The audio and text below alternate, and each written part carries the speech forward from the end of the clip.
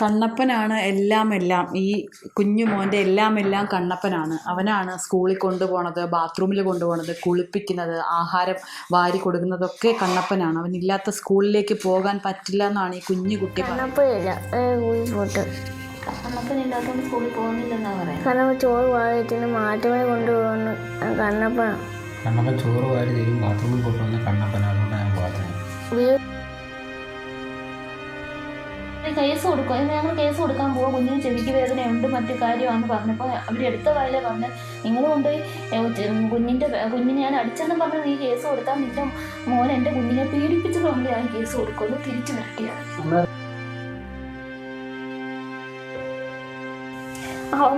അവർക്ക് നീ ഇവനെ കൂട്ടിക്കൊടുക്കില്ലേ എന്ന് വരെ ചോദിച്ചു. അങ്ങനെയുള്ള വൃത്തികെട്ട രീതിയിലുള്ള സംസാരം ഇവിടെ ഉണ്ടായത്. എന്നിട്ട് ഒത്തിരി മറ്റുള്ള ഭാഷകളും പറഞ്ഞു. അന്നേരം ഇവനത് ഭയങ്കര വിഷമമായിരുന്നു. ഇതും കേട്ട് അന്നേരം എന്നാ ആൻറ്റി കൊണ്ടുപോയി സൈബർ സെല്ലിൽ എവിടെയും കൊടുക്കുക. അന്നേരം നോക്കുമ്പോൾ അറിയാമല്ലോ ഞാൻ എന്തോ കഴിച്ചതെന്ന്. ഇത് ഇവർക്ക് ഇഷ്ടപ്പെട്ടില്ല. ഇവളങ്ങോട്ട് തിരിഞ്ഞതും ഉടനെ തിരിഞ്ഞു വന്ന് അവൻ്റെ ചെവുക്കന്നത്തെ ഒരു അടിയും അടിച്ച് മൊബൈൽ മേടിച്ച് നിൻ്റെ ഒരു മൊബൈലെന്നും പറഞ്ഞ് നിൻ്റെ അമ്മയുടെ എന്നൊക്കെ കുറേ ഭാഷയും പറഞ്ഞിട്ട് അവിടെ തെറ്റേറിയും. എല്ലാവർക്കും നമസ്കാരം. ഞാനിപ്പോൾ നിൽക്കുന്നത് കൊല്ലം ജില്ലയിലെ കുന്നത്തൂരാണ്. കഴിഞ്ഞ ഒരു മാസങ്ങൾക്ക് മുമ്പാണ് ഞാൻ നിൽക്കുന്ന ഈ സ്ഥലത്തെ രഞ്ജിനി ഗോപു ദമ്പതികളുടെ 15 വയസ്സുള്ള മകൻ ആത്മഹത്യ ചെയ്തത്. ഒരു 15 വയസ്സുള്ള കുട്ടി ആത്മഹത്യ ചെയ്ത് ഒരു മാസങ്ങൾക്കിപ്പുറം ഞാൻ വീണ്ടും ഈ വീട്ടിൽ വന്നിട്ടുണ്ടെങ്കിൽ എന്തായിരുന്നു ആ ആത്മഹത്യയുടെ കാരണമെന്നും ആ ആത്മഹത്യക്ക് കാരണക്കാരായവർ ആരൊക്കെയാണെന്നുമുള്ള ചില തെളിവുകളുമായിട്ടാണ്. ആത്മഹത്യക്ക് കാരണക്കാരായിട്ടുള്ളവരെ പോലീസ് കഴിഞ്ഞ ദിവസം അറസ്റ്റ് ചെയ്ത് കഴിഞ്ഞു. എങ്കിലും ആ കുട്ടിക്ക് എന്താണെന്ന് സംഭവിച്ചതെന്ന് ഈ രക്ഷിതാക്കൾ നമ്മളോട് തുറന്നു പറയും. അമ്മയോടാണ് ഞാൻ ചോദിക്കുന്നത്. ശരിക്കും ഈ ഒരു സംഭവം, അതായത് നമുക്കറിയാം, ഒരു ആദികൃഷ്ണ ഈ നാട്ടുകാർക്ക് എല്ലാവർക്കും പ്രിയങ്കരനായിട്ടുള്ളൊരു മകനാണ്. അവൻ ഇത്തരത്തിലൊരു കുറ്റം ചെയ്യുമെന്നോ അല്ലെങ്കിൽ അങ്ങനെ എന്തെങ്കിലും നിങ്ങൾക്ക് തോന്നുന്നുണ്ടോ? ഒരിക്കലുമില്ല. അവനൊരിക്കലും അങ്ങനെയൊന്നും ചെയ്യില്ല. അവനെ അറിയാവുന്ന ഈ നാട്ടുകാർക്ക് മൊത്തം അറിയാം അവൻ്റെ ഭാഗത്തുനിന്ന് ഒരു തെറ്റും ഉണ്ടാവില്ലെന്ന്. എന്നാൽ ഇവരുണ്ടായെന്ന് പറയുന്ന തെറ്റെന്താണെന്ന് ഒരു നമ്മൾ സാധാരണ ഒരു അച്ഛനും അമ്മയും അടുത്തും വന്ന് നമ്മൾ ഒരു ചോദിക്കേണ്ടതെന്ന് വെച്ചാൽ നിങ്ങളുടെ മോൻ ഇന്നത് ചെയ്തു, ഇതാ ആ തെളിവ് കാണിച്ചിട്ട് ഇന്നതാണ് എന്നാൽ എന്തുവാന്ന് പറഞ്ഞാലേ നിങ്ങൾ പറഞ്ഞ് മനസ്സിലാക്കുക, അല്ലെങ്കിൽ ഇവനോട് ചോദിക്കുക ഇന്നതെന്ന് പറയണ്ടേ. ഇതങ്ങനെ ഒന്നും ഉണ്ടായിട്ടില്ല. ഒന്നുമില്ലാതെ ഒരാൾ ഇങ്ങോട്ട് വന്ന് അവൻ ചെയ്തിട്ടുണ്ട് എന്താണ് ചോദിച്ചാൽ അറിയത്തില്ല. സൈബർ സെല്ലിൽ കൊടുത്താലേ അറിയാൻ പറ്റത്തുള്ളൂ. ഇതാന്ന് പറഞ്ഞ് നമ്മളെ മാനസികമായിട്ട് അങ്ങ് എന്താണെന്ന് കാണിക്കാൻ അറിയാനുള്ളൊരു അവകാശം അച്ഛനും അമ്മയെന്ന നിലയ്ക്ക് ഞങ്ങൾക്ക് ഇല്ലയോ? അവരെന്താണെന്ന് ഇപ്പോഴും പറഞ്ഞിട്ടില്ല. ഇതുവരെ അവർ സ്വന്തം ഭർത്താവിനോട് പോയിട്ട് പോലീസുകാരോട് പോലും എന്താണെന്ന് പറഞ്ഞിട്ടില്ല. ശരിക്കും അന്നേ ദിവസം ഇവർ ഈ വീട്ടിൽ കയറി മർദ്ദിക്കേണ്ട ഒരു സാഹചര്യം, ഒരു കുഞ്ഞിനെ നിങ്ങളെ വീട്ടിലേക്ക് കയറി മർദ്ദിക്കേണ്ട ഒരു സാഹചര്യമാണ് ഉണ്ടായത്. അത്തരത്തിലൊരു കുഞ്ഞിനെയൊക്കെ കയറി മർദ്ദിക്കുക എന്ന് പറയുമ്പോഴത്തേക്ക് അന്ന് ശരിക്കും എന്തായിരിക്കും സംഭവിച്ചിട്ടുണ്ടാവുക? അതും രാത്രിയിലാണ് വീട്ടിൽ കയറി വരുന്നത്. തലേന്ന് രാത്രി ഒരു 9 മണിയായി കാണും. വന്ന് കയറിയിട്ട് നമ്മുടെ അടുത്ത് പിന്നെ ഇങ്ങോട്ട് വന്നിട്ട് ആദ്യം പറഞ്ഞ് എന്തോ മെസ്സേജ് അയച്ചതിൻ്റെ പ്രശ്നം, അവൻ എന്തോ മെസ്സേജ് അയച്ചെന്ന് ആദ്യം പറഞ്ഞത്. പിന്നെ ഇവനോട് സംസാരിച്ചപ്പോൾ മാത്രമാണ് നീ എന്തിനാ അവരുടെ മോളുടെ പിന്നെ ബോയ് ഫ്രണ്ടിന് എന്തോ അശ്ലീലമായിട്ടുള്ള മെസ്സേജ് നീ അയച്ചിട്ടുണ്ട്, അത് എന്താ കാര്യമെന്ന് ചോദിച്ചിട്ട് അവനോട് അങ്ങ് ആദ്യം കാര്യമായിട്ട് പറയുന്നതുമല്ല, ആദ്യം പറഞ്ഞു തുടങ്ങുകയും ചെയ്തു. പിന്നെ രൂക്ഷമായിട്ട് അവനോട് പറയാൻ പറ്റാത്ത രീതിയിൽ കുറേ ഇതൊക്കെ ആക്ഷേപങ്ങളൊക്കെ ഭർത്താവ് പറഞ്ഞ് ഇതൊക്കെ പറഞ്ഞിട്ട് ഇവരത് ഒരു സൈഡിൽ കൂടെ വീഡിയോ എടുക്കാനായിട്ട് ശ്രമമൊക്കെ നടത്തി. ഇവൻ്റെ മൊഴിയെടുക്കുന്ന രീതിയിൽ ഇയാൾ കുറേ മാറി ഇന്ന് വീഡിയോ എടുക്കുന്ന ശ്രമമൊക്കെ നടത്തി. അത് നമ്മൾ കണ്ടിരുന്നു. അത് കഴിഞ്ഞിട്ടാണ് ഇവർ തമ്മിൽ ഇങ്ങനെ സംസാരിച്ചപ്പോൾ ഇവൻ പറഞ്ഞ ആൻറ്റി പറയുന്ന പോലെ സൈബർ സെല്ലിൽ കൊടുക്കാനോ ഒന്നിനും ഒരു കാര്യത്തിനുമുള്ള ഒരു വൃത്തിയോട് ഞാൻ അയച്ചിട്ടില്ല. ഞാനെന്നും അവരെ മാമൻ്റെ ഒരു മോൻ്റെ അടുത്ത് അവിടെ എന്തുകൊണ്ട് ജോലിയുണ്ടോ അങ്ങനെയുള്ള ചില കാര്യങ്ങളും കൂട്ടുകാർക്ക് മാത്രമാണ് അയച്ചത്, അല്ലാതെ വൃത്തികേടായിട്ടൊന്നും ഞാൻ അയച്ചിട്ടില്ലെന്ന് അവനാവുന്ന പറഞ്ഞ്. അല്ല നീ എന്തോ അയച്ചിട്ടുണ്ട് എന്നാൽ അയച്ചത് എന്താ ആൻറ്റി ഒന്ന് കാണിക്ക്. അന്നേരം ഇവർ പറഞ്ഞ് അതിപ്പോൾ ഇപ്പം നീ അറിയേണ്ട ആവശ്യമില്ല, നാളെ ആട്ടെന്നൊക്കെ പറഞ്ഞ് നാളെ ആയിട്ട് സൈബർ സെല്ലിൽ പോകുന്നുണ്ട്. സ്കൂളിൽ ഞാൻ അസംബ്ലി വന്ന് നിങ്ങളെ രക്ഷകർത്താക്കളെ വരെ വിളിപ്പിച്ച് ഞാനത് അവനെ ഒന്ന് മാനസികമായിട്ട് അവനെ സംബന്ധിച്ച് അവന് ഇച്ചിരി അഭിമാനം കൂടുതലുള്ള സ്കൂളിലുമായാലും എല്ലായിടത്തും ഒരു വിലയുള്ള അത് പോകുന്നൊരു പേടി കൊണ്ട് അവൻ അന്നേരം പറഞ്ഞാൽ വേണേൽ സോറി പറയും, ഇനി ഞാൻ ഈ ഇൻസ്റ്റാഗ്രാമേ ഡിലീറ്റ് ആക്കി കളയുമെന്ന് പറഞ്ഞിട്ട് അവർ ഡിലീറ്റ് ആക്കിയവരെ അവൻ കളഞ്ഞെന്ന് പറയുന്നു. ഇനി അത് ഉണ്ടായിട്ടാണല്ലോ ഇങ്ങനൊരു പ്രശ്നം ഉപയോഗിച്ചിട്ടില്ലേ എന്ന് പറഞ്ഞിട്ട് ഇൻസ്റ്റാഗ്രാം വരെ അവനെ എടുത്ത് കളഞ്ഞെന്നാണ് അവൻ പറയുന്നത്. അതും കഴിഞ്ഞിട്ടെല്ലാം പറഞ്ഞു നമ്മൾ ചെന്നാൽ പറഞ്ഞ് കോംപ്രമൈസായി ഇറങ്ങാനായിട്ട് തിരിഞ്ഞപ്പോഴത്തെ പിന്നെയും കിടന്ന് ഇവർ ഭർത്താവാന്നേ പറയാൻ നമുക്ക് ഈ ചാനൽ കൂടെ പോലും പറയാൻ പറ്റാത്ത രീതിയിലുള്ള ആക്ഷേപങ്ങൾ അവനെ അങ്ങ് പറഞ്ഞു. അവനെന്തോ മറ്റുള്ളവരെന്തോ വൃത്തിയുടെ ശീലമുള്ള രീതിയിലാണെന്നുള്ള രീതിയിലാണ് ഇവിടെ സംസാരിച്ചാൽ നാളെ കാലത്ത് എനിക്ക് അങ്ങക്ക് എവിടെയും വന്ന് പോയിട്ട് വരണമെന്നുണ്ടെങ്കിൽ എൻ്റെ മക്കളെ എന്ത് വിശ്വസിച്ച് നിൻ്റെ അടുത്ത് ഇവിടെ ഈ വീട്ടിലോട്ട് ഏൽപ്പിച്ചിട്ട് പോകും? നിനക്ക് ബന്ധുക്കളെക്കാളും പ്രിയ നിൻ്റെ ഫ്രണ്ട്സ് അല്ലേ, അവർക്ക് നീ ഇവനെ കൂട്ടിക്കൊടുക്കില്ലേ എന്ന് വരെ ചോദിച്ചു. അങ്ങനെയുള്ള വൃത്തികെട്ട രീതിയിലുള്ള സംസാരം ഇവിടെ ഉണ്ടായത്. എന്നിട്ട് ഒത്തിരി മറ്റുള്ള ഭാഷകളും പറഞ്ഞു. അന്നേരം ഇവനത് ഭയങ്കര വിഷമമായിരുന്നു. ഇതും കേട്ട് അന്നേരം പറഞ്ഞു എന്നാൽ ആൻറ്റി കൊണ്ടുപോയി സൈബർ സെല്ലിൽ എവിടെയും കൊടുക്കുക. അന്നേരം നോക്കുമ്പോൾ അറിയാമല്ലോ ഞാൻ എന്തോ അയച്ചതെന്ന്. ഇത് ഇവൾക്ക് ഇഷ്ടപ്പെട്ടില്ല. ഇവളങ്ങോട്ട് തിരിഞ്ഞതും ഉടനെ തിരിഞ്ഞ് വന്ന് അവൻ്റെ ചെവുക്കന്നത്തെ ഒരു അടി അടിച്ച് മൊബൈൽ മേടിച്ച് നിൻ്റെ ഒരു മൊബൈലെന്നും പറഞ്ഞ് നിൻ്റെ അമ്മയുടെ എന്നൊക്കെ കുറേ ഭാഷയും പറഞ്ഞിട്ട് അവിടെ തെറ്റേറിയും. അന്നേരത്തെ കുഞ്ഞിനങ്ങ് തല വരുത്തു പോയി. ഇപ്പോഴത്തേക്ക് ഈ ഭർത്താവ് വന്ന് ഇവളെ വിളിച്ചുകൊണ്ടങ്ങ് ഇറങ്ങി വെളി പാടി എന്ന് പറഞ്ഞ് വിളിച്ചു പറഞ്ഞുകൊണ്ട് അവർക്കറിയാം സീൻ വെളി പ്രശ്നമാവുമെന്ന്. അപ്പോഴത്തെ അതിനെ വിളിച്ചുകൊണ്ട് പോയി ഈ കുഞ്ഞിന് ചെവിക്കകത്ത് അടി കൊണ്ട് പാട് നല്ലതുപോലെ ഉണ്ടായിരുന്നു. അത് ആ വിരൽ മൊത്തം അത്രയ്ക്ക് ഊക്കിന് വലിയ ആൾക്കാരെ കൊച്ചിൻ്റെ കേൾവി പോലും പോകുന്ന രീതിയിലുള്ള അടിയായിപ്പോയി. ആ സ്ത്രീയാണ് അടിച്ചത്. മറ്റേതും ഭീഷണിപ്പെടുത്തുകയോ ചെയ്തുള്ളൂ. സ്കൂളിൽ വരുമെന്നും നാളെ പോലീസ് കേസാക്കുമെന്നും ഒക്കെ പറഞ്ഞ് അവനെ അങ്ങ് മാനസികമായിട്ട് ഒത്തിരി അങ്ങ് ഇയാൾക്കങ്ങ് ഇത് കേട്ടപ്പോൾ ഇയാൾക്കങ്ങ് വെപ്രാളമായിപ്പോയി. അത് കഴിഞ്ഞിട്ടാ പിറ്റേന്ന് അന്ന് പിന്നെ ഇതൊക്കെ കഴിഞ്ഞ് ഇവർ നേരം തന്നെ പോയി കഴിഞ്ഞ് കുറച്ച് കഴിഞ്ഞിട്ട് പിന്നെ ഒരു കൂട്ടുകാരൻ വിളിച്ചിരുന്നു. അന്നേരം ആ കൂട്ടുകാരനോട് ഇവർ വിളിച്ച് പറഞ്ഞതായിട്ട് അവർ പറയുന്നത് എന്തോ ഏതുവാണോ എന്ന് ആ കൂട്ടുകാരനോട് വിളിച്ച് ചോദിച്ച് അവനല്ല ഇന്ന ആളാന്ന് പറഞ്ഞ് അവനങ്ങ് ഒഴിഞ്ഞു മാറി. പക്ഷെ അത് മറ്റുള്ള പല സംശയങ്ങൾ പലരും നിൽക്കുമ്പോഴാണ് എൻ്റെ കുഞ്ഞിൻ്റെ പേരും പറഞ്ഞു. കുഞ്ഞിന് അതിന് മുമ്പ് തന്നെ വന്ന് ഒരു ഇൻസ്റ്റാഗ്രാം അവിടെ മോടെ കയ്യിലുണ്ടെന്നാണ് പറയുന്നത്. അത് ഉപയോഗിക്കുന്ന അതിനകത്തുനിന്ന് അവർ അങ്ങോട്ടും ഇങ്ങോട്ടും ഒക്കെ മെസ്സേജ് അവർ അയക്കാറുണ്ടെന്ന്. എന്നിട്ടാണ് പറയുന്നത് ഇത് മോൻ ഇപ്പം ആ ഇൻസ്റ്റാഗ്രാം അക്കൗണ്ടിൽ കയറി അങ്ങോട്ട് അയച്ചെന്നാണ് ഇവർ പറയുന്നത്. അപ്പോൾ ഈ പെൺകുട്ടിയുടെ ഇൻസ്റ്റാഗ്രാം അക്കൗണ്ടിലേക്കാണ് ഇങ്ങനെ മെസ്സേജ് അയച്ചു എന്ന് പറഞ്ഞുകൊണ്ട് അവരുടെ ബന്ധുക്കൾ അവരുടെ ഇൻസ്റ്റാഗ്രാം അക്കൗണ്ട് ഇവനെ ഉപയോഗിച്ച് ഈ പറയുന്ന ആളുടെ മോടെ ബോയ് ഫ്രണ്ടിന് അയച്ചെന്നാണ് അവർ പറഞ്ഞത്. അന്നേരം മോളുടെ ബോയ് ഫ്രണ്ടിനോ? 7ാം ക്ലാസ്സിൽ പഠിക്കുന്ന കുഞ്ഞിൻ്റെ.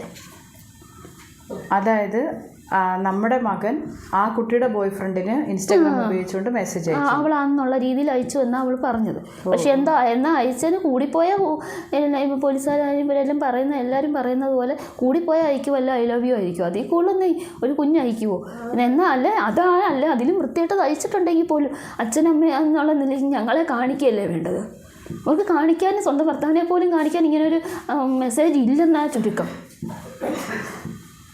അവരതിന് മുമ്പ് തന്നെ അത് ഇവർ പറയുന്നത് ഡിലീറ്റ് ആക്കി കളഞ്ഞു എന്ന് പല കാരണങ്ങൾ നമ്മളോട് പറഞ്ഞു. എന്നാലും നമുക്ക് അയച്ചത് എന്താണെന്ന് സ്ത്രീകൾ തമ്മിലെങ്കിലും പറഞ്ഞുകൂടായോ? അവർ അച്ഛനോട് പറയാൻ പറ്റാത്തതാണെങ്കിൽ അമ്മയോട് പറയാവുന്നല്ലേ അല്ലേ ഉള്ളൂ. നമ്മളത് പറഞ്ഞു വിലക്കിയോ അല്ലെ എന്ത് വന്ന് വെച്ചാൽ ചെയ്യോ? ഇതൊന്നും ഉണ്ടായിട്ടില്ല.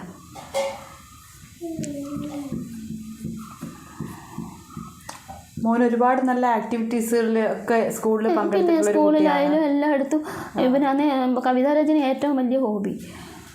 പിന്നെന്ന് വെച്ചാൽ അങ്ങനെ കവിതാരചനയ്ക്ക് എവിടെയും പോയി എല്ലായിടത്തും പോയി ഈ കണ്ട പ്രൈസുകളൊക്കെ ആയാലും അയാളുടെ പോയത് ഇവിടുന്ന് പത്തനാപുരത്തായാലും ഇവിടുന്ന് സ്ഥലങ്ങളില്ല പല ഭാഗത്തും പോയിട്ടുണ്ട്. ഇവിടുന്ന് തഴവ പത്തനംതിട്ട അങ്ങനെ ചവറയോ അങ്ങനെയൊക്കെ ഒത്തിരി അടുത്ത് പോയിട്ടുണ്ട്.